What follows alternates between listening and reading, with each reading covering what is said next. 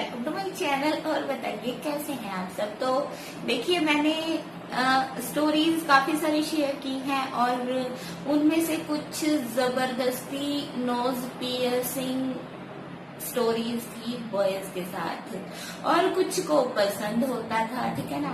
But आज जो story मैं आपके साथ शेयर करने वाली हूँ ना, वो उनसे थोड़ी सी हटके है। तो वीडियो को वॉच कीजिए और ये अलग सी स्टोरी का आप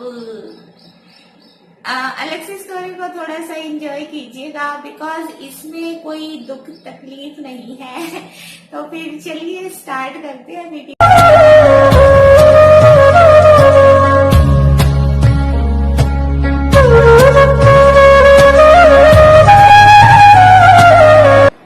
तो ये स्टोरी है कुणाल चतुर्वेदी। और इनकी स्टोरी हटके किस लिए है वो अभी आगे आपको पता चलेगा। तो कुणाल ने मुझे बताया मेरे कमेंट बॉक्स में कि उनकी भी नोज और ईयर पियर्सिंग हुई है, बट वो उससे मतलब नाराज नहीं है कि उनकी नोज ईयर पियर्सिंग क्यों की गई। और उनकी नोज और ईयर पियर्सिंग ना उनकी मदर और उनके फादर से ही, मतलब उनके मदर और उनके फादर ने ही करवाई। तो क्यों करवाई वो बात थोड़ी सी इंटरेस्टिंग है और कुछ लोग शायद इससे रिलेट कर पाए, क्योंकि ये वाली स्टोरी पता है क्या होता है, जैसे झूठ लगती है कि हाँ भाई कोई लड़का इतना कैसे सहन कर सकता है, जैसे हम कुछ स्टोरीज देखते हैं। बट इससे आप रिलेट इसलिए कर पाएंगे क्योंकि मैं इसको शायद रियल मान सकती हूँ। इसमें कुछ पॉइंट्स ऐसे हैं ना जो सुनकर हमें लगेगा कि हाँ ऐसा रियल में हुआ होगा। तो कुणाल के साथ एक्चुअली हुआ क्या, कुणाल की जो मदर हैं उनको पहले मतलब फर्स्ट बेबी जो हुआ था ना, वो एक लड़की हुई और वो मरी हुई पैदा हुई थी। तो जैसे होता है ना कुछ, जैसे जेठा बच्चा जैसे बोलते हैं, अगर वो ऐसा कुछ हो जाता है तो पेरेंट्स देखिए वैसे ही घबरा जाते हैं। तो कुणाल के साथ क्या हुआ, जब उनकी मदर दोबारा प्रेग्नेंट हुई ना, और जब वो 6th और 7th मंथ उनका चल रहा था, तो उनको कोई प्रॉब्लम हो गई थी।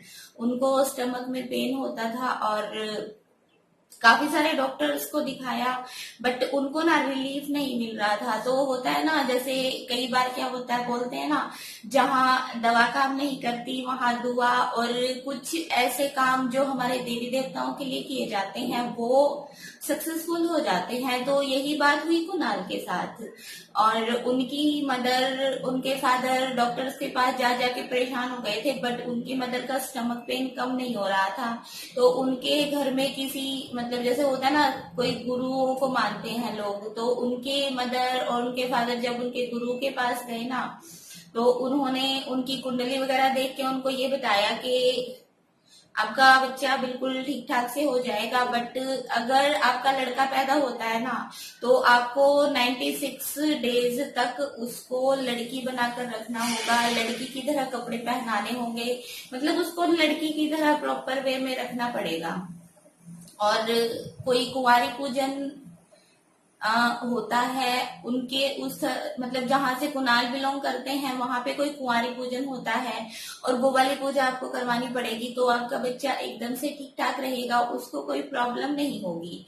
तो होता है, देखिए पेरेंट्स माँ बाप बच्चों के लिए क्या नहीं करते हैं, वो सोचते हैं कि हमारा बच्चा ठीक ठाक रहे, हेल्दी रहे, उसके लिए वो कुछ ना कुछ उपाय करते ही हैं। तो यही किया कुणाल के पेरेंट्स ने, उन्होंने गुरुजी को हाँ बोला। तो गुरुजी ने जैसे भी मतलब देखे कोई दवा कोई झाड़ फूक मतलब कुछ भी करते हैं, तो अगर वो चीज सक्सेसफुल हो जाती है ना, फिर उस पर विश्वास बन जाता है। तो कुणाल ठीक ठाक से पैदा हुए, उनकी मदर भी ठीक रही, और फिर उन्होंने उनके गुरुदेव से बात की कि ये वाली पूजा कब होगी। तो उन्होंने एक टाइम सेट किया था। तो जब कुणाल 9 साल के थे ना, 9 इयर्स के थे वो, उस टाइम उनके गुरुदेव के पास उनको लेके जाया गया। तो जिस टाइम मतलब जो ये कुंवारी पूजन होता है, इसमें एक्चुअली होता क्या है, देखिए मुझे नहीं पता था, कुणाल ने ही मुझे बताया कि ये जो कुंवारी पूजन होता है ना, इसमें लड़के को फुल्ली लड़की की तरह ड्रेसअप किया जाता है और फिर उससे पूजा करवाई जाती है।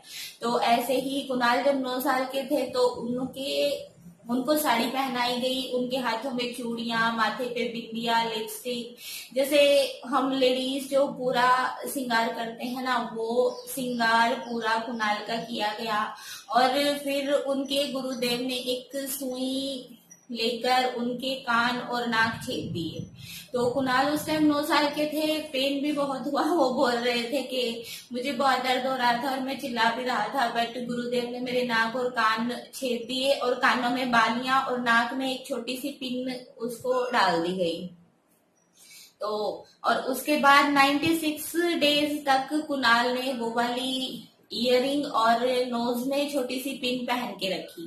तो 96 डेज तक लगातार पिन और इयरिंग पहनने के बाद उनके जो पियर्सिंग होल है ना, वो ऐसे के ऐसे ही रह गए, वो मतलब बंद नहीं हुए। देखिए ये तो नॉर्मल सी बात है, अगर 96 डेज तक नाक और कान में कुछ पहना जाएगा तो फिर वो पियर्सिंग होल बंद नहीं होते हैं, वो ऐसे के ऐसे रह जाते हैं।